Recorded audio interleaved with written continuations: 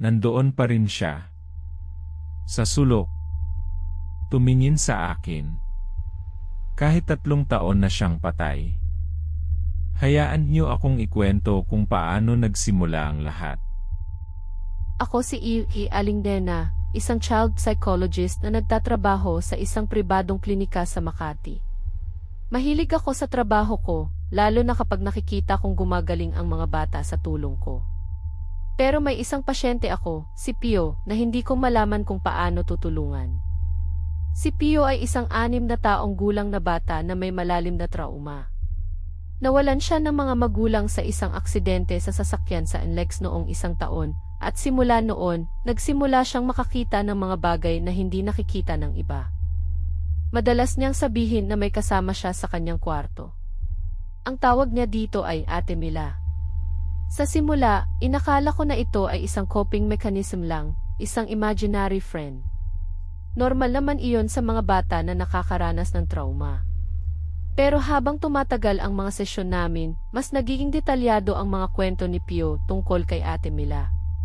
Sabi niya, si Ate Mila ay laging nakangiti, pero hindi daw gumagalaw ang mga mata niya. Palagi daw itong nakatayo sa sulok ng kwarto niya, tinitignan siya habang natutulog. Ang nakakatakot, sinasabi niya na minsan, nararamdaman niyang nakatingin si Ate Mila sa kanya kahit nakapikit siya. Dahil dito, hindi na siya makatulog ng mahimbing. Sinubukan ko ang iba't ibang therapy, pero walang epekto. Mas lumala pa nga ang sitwasyon. Nagsimula siyang magkaroon ng bangungot at magising sa gitna ng gabi na sumisigaw. Napansin ko rin na unti-unti siyang pumapayat at nawawala ng sigla. Nag-aalala na rin ang lola niya, si Aling Feli, na siyang nag-aalaga sa kanya ngayon.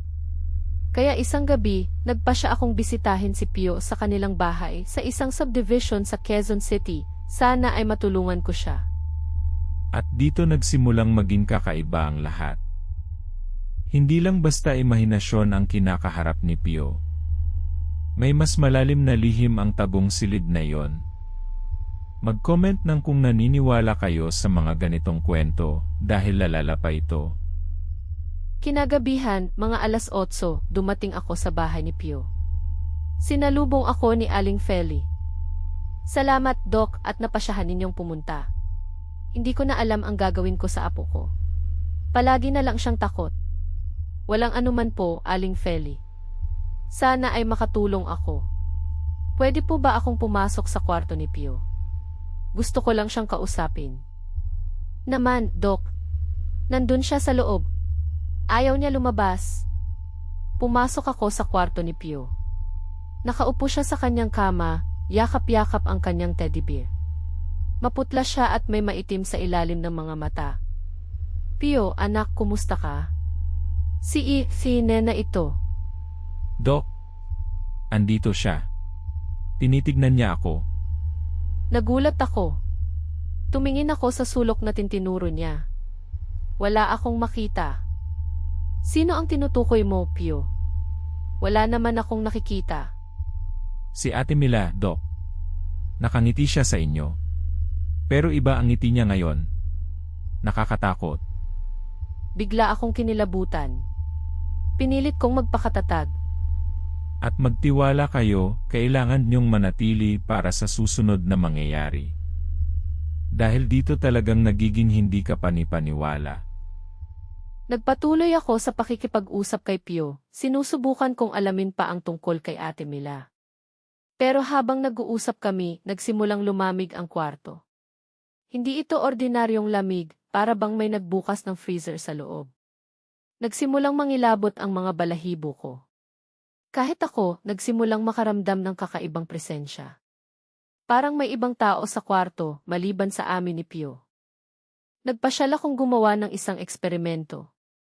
Kinuha ko ang aking cellphone at sinimulan kong mag-record ng video. Gusto kong makita kung may magpapakita sa video na hindi namin nakikita ng mata.